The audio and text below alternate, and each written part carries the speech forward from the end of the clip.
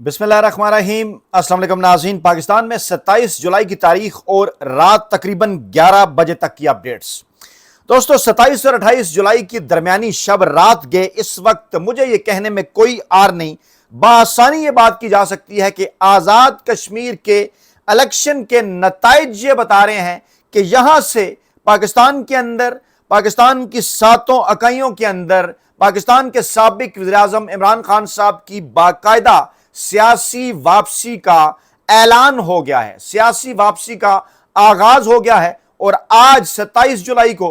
اس وقت رات جو ہمارے پاس معلومات ہیں درمیانی شب 27 اور 28 جولائی کی، وہ یہ بتا رہی ہیں کہ آزاد کشمیر کے عوام نے بہت بڑی تعداد میں عمران خان صاحب کی آواز پر لبیک کہہ دیا ہے۔ اور جہاں کبھی پوری دنیا کے اندر پاکستان سمیت یہ فارمولہ تھا کہ الیکشنز کے اندر ووٹر کروڑوں کی تعداد میں نکل کر کسی بھی شخص کے ساتھ، کسی بھی سیاسی جماعت کے ساتھ، کسی بھی سیاسی رہنما کے ساتھ اظہار یکجہتی کر کے اس کے پلڑے میں اپنی حمایت کا ووٹ ڈال دیا کرتے تھے، آج پاکستان کی انتخابی سیاسی تاریخ میں ایک انتہائی مختلف بات سامنے آئی ہے۔ اور وہ 13 نشستیں جو کہ آزاد کشمیر کے 3 اضلاع کے اندر ہیں، اور جو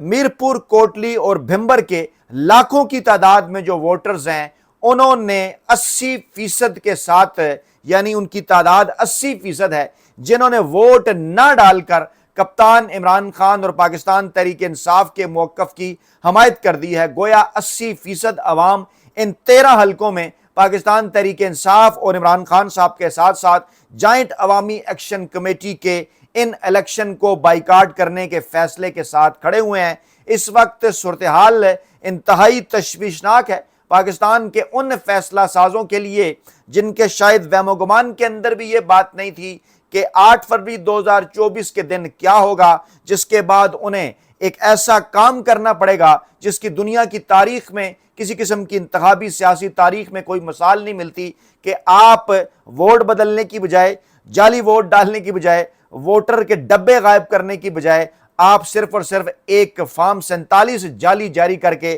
ووٹوں کو پس پش ڈال دیں، انہیں کھو کھاتے ڈال دیں، اور وہ ایک پرچہ جعلی قسم کا جاری کر کے آپ نتائج کا اعلان کر دیں۔ اس کے بعد انہوں نے یہ سمجھا کہ شاید انہوں نے پورا پاکستان فتح کر لیا، پاکستان کی 7 اکائیاں فتح کر لیں۔ لیکن آج جو کچھ ان کے ساتھ آزاد کشمیر کے اندر ہوا ہے، وہ اگر اسے ایک بڑی ڈیولپمنٹ کے ساتھ ملا کر دیکھا جائے تو ایک انتہائی اہم، بڑا معنی خیز اور نتیجہ خیز اشارہ ہے۔ جہاں پاکستان پیپلز پارٹی کے بلاول بھٹو زرداری صاحب کی جانب سے بالآخر کہہ دیا گیا کہ آزاد کشمیر کے الیکشن متنازع ہو گئے ہیں، وہیں اطلاعات یہ ہیں کہ ہنگامی طور پر امریکی صدر ڈونلڈ ٹرمپ صاحب کے 2 اہم ترین مخصوص نمائندوں نے پاکستانی اسٹیبلشمنٹ کے ہیڈکوارٹر GHQ کا دورہ کیا۔ فیلڈ مارشل عاصم منیر صاحب سے انہوں نے ملاقات کی۔ جو بیان جاری کیا گیا پاک فوج کے ترجمان کے مطابق، ظاہری بات ہے جس کے اوپر یقین اور ٹرسٹ کرنا چاہیے کہ اس ملاقات کے اندر کیا ہوا ہوگا، یہی کہا گیا کہ 2 طرفہ تعلقات کے اوپر بات ہوئی ہے، اور فیلڈ مارشل عاصم منیر صاحب کا جو رول ہے،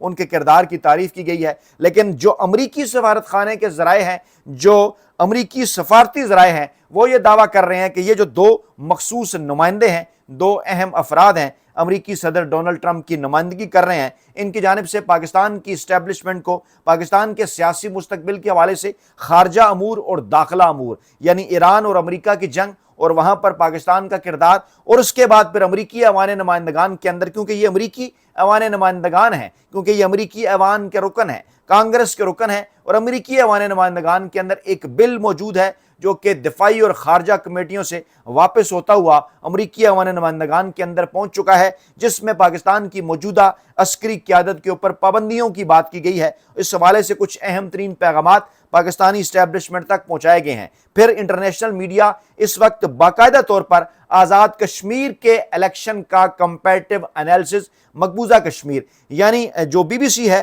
وہ جو بھارت کے زیر انتظام کشمیر ہے، یعنی جو مقبوضہ کشمیر ہے اسے وہ بھارت کے زیر انتظام کشمیر کہتا ہے، جسے ہم آزاد کشمیر کہتے ہیں اسے BBC پاکستان کے زیر انتظام کشمیر کہتا ہے۔ میں آپ کو BBC کی رپورٹ بھی دکھاتا ہوں، سنواتا ہوں کہ وہ کیا بات کر رہے ہیں، لیکن پہلے میں آپ کو گزشتہ 3 الیکشن جو آزاد کشمیر کی اس قانون ساز اسمبلی کے لیے ہوئے، جو 45-50 نشستوں پر پر ہوا کرتے ہیں، جس میں 2011 کے الیکشن ہے، 2016 کے الیکشن ہے اور 2021 کے الیکشن ہے۔ ایک الیکشن کے نتیجے میں نواز لیگ نے حکومت بنائی، دوسرے الیکشن کے نتیجے میں پیپلز پارٹی نے،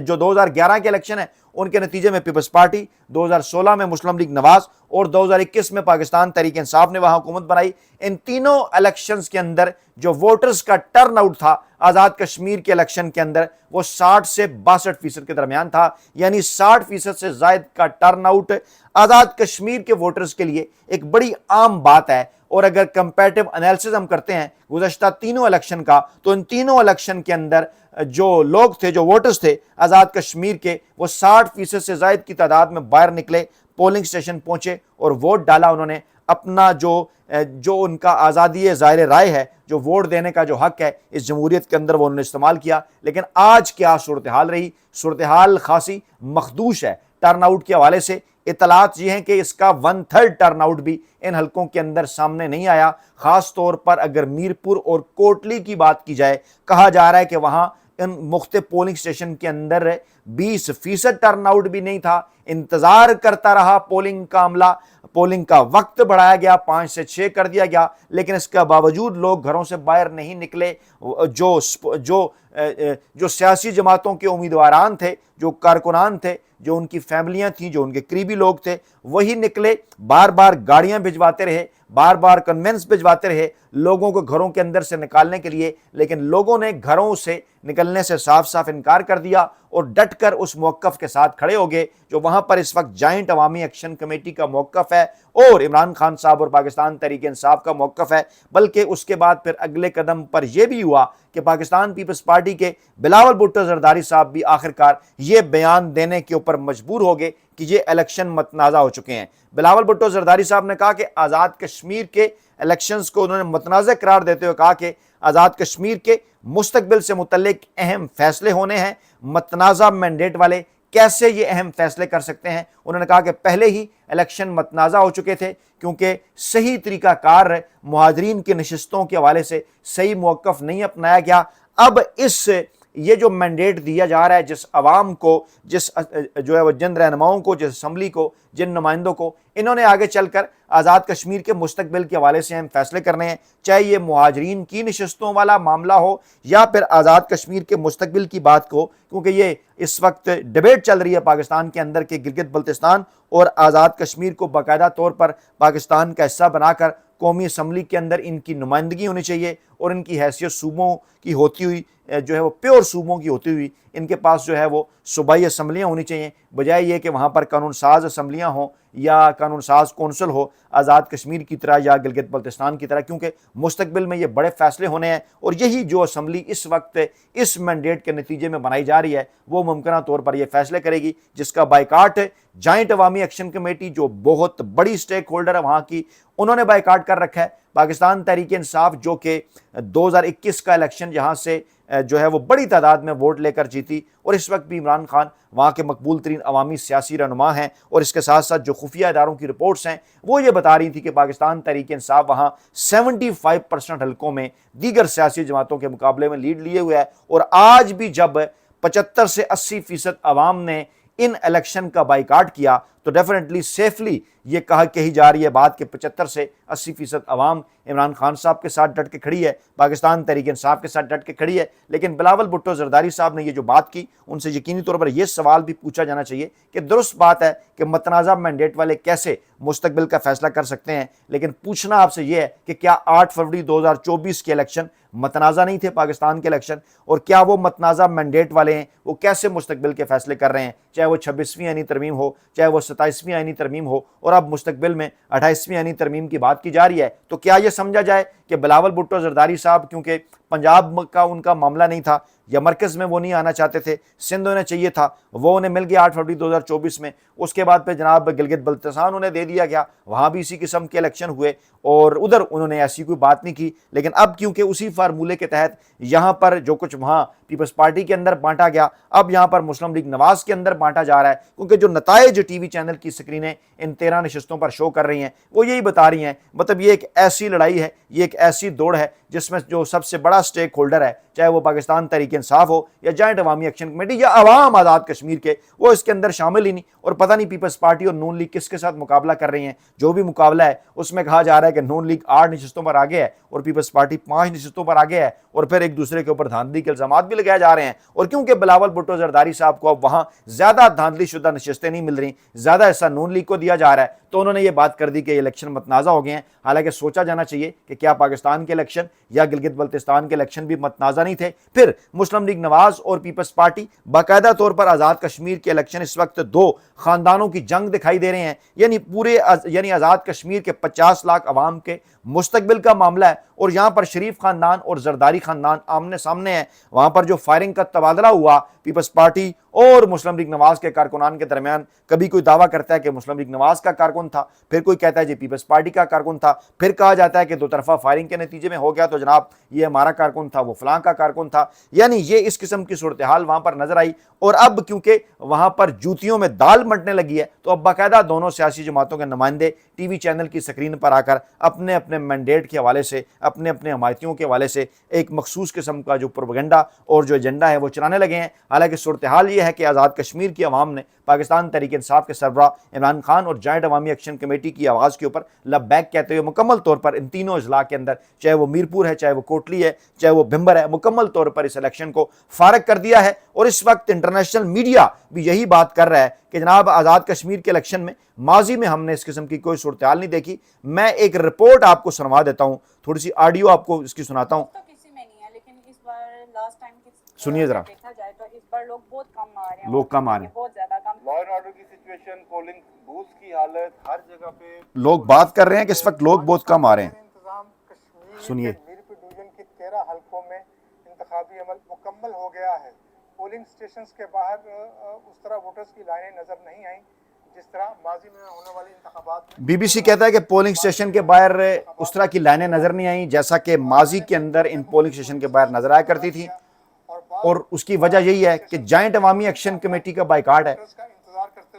جی یہ جملہ بڑا امپارٹنٹ ہے, سنیے گا, میں سناتا ہوں, نظر آتی تھی. سنیے. میں نے میرپور کے مختلف پولنگ سٹیشنز کا دورہ کیا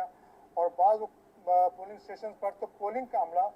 ووٹرز کا انتظار کرتے ہوئے دکھائی دیا. اور اس کے شہزاد ملک صاحب جو بی بی سی کے نمائندے ہیں وہ یہ بات کر رہے ہیں کہ میں نے میرپور کے بعض پولنگ سٹیشن کا دورہ کیا اور ان پولنگ سٹیشن کے اوپر باقاعدہ طور پر جو پولنگ کا عملہ ہے وہ ووٹرز کا انتظار کرتے ہوئے نظر آیا, لیکن اس کے باوجود ووٹرز گھروں سے نہیں نکلے. اور یہ کہا جاتا رہا ٹی وی چینل کو کچھ مخصوص پولنگ سٹیشن بتائے گئے جو کہ پیپلز پارٹی اور نون لیگ کے امیدواروں کے آبائی پولنگ سٹیشن تھے, جہاں وہ فیملیاں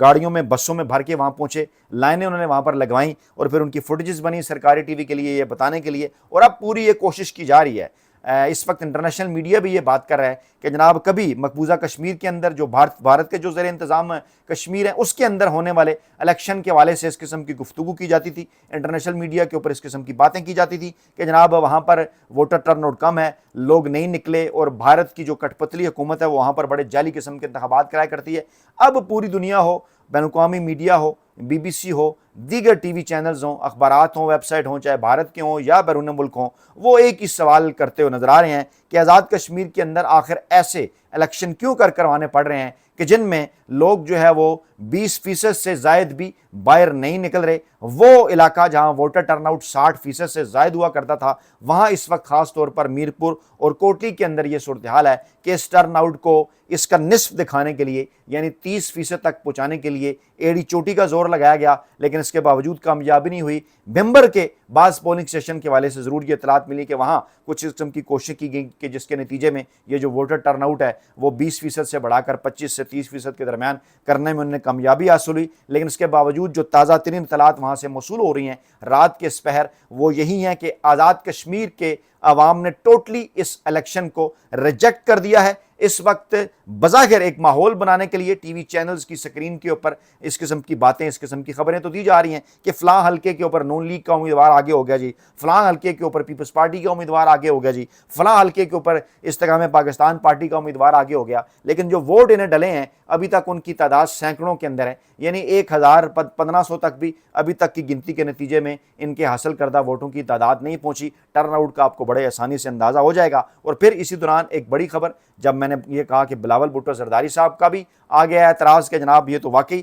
متنازع ہو گئے ہیں، اور پھر امریکی ایوان نمائندگان کا پاکستانی اسٹیبلشمنٹ کے ہیڈ کوارٹر GHQ کا دورہ، وہاں فیلڈ مارشل عاصم منیر صاحب سے ملاقات، اور خاص طور پر اس کے بیک گراؤنڈ کے اندر یہ چل رہا ہے کہ اگست کا مہینہ امریکی ایوان نمائندگان کی جانب سے پیش کیے گئے اس بل کے حوالے سے انتہائی اہم ہے، جس بل میں پاکستان کی عسکری قیادت پر پاکستان میں ہونے والی انسانی حقوق کی خلاف ورزیوں کے حوالے سے پابندیاں لگانے کی بات کی گئی ہے۔ یہ تھی جناب اس وقت کی تازہ ترین اپڈیٹس، اپنا بہت خیال رکھیے گا، دعاؤں میں یاد رکھیے گا، نئی ویڈیو کے ساتھ جلد حاضر ہوں گے، اللہ نے کے بعد۔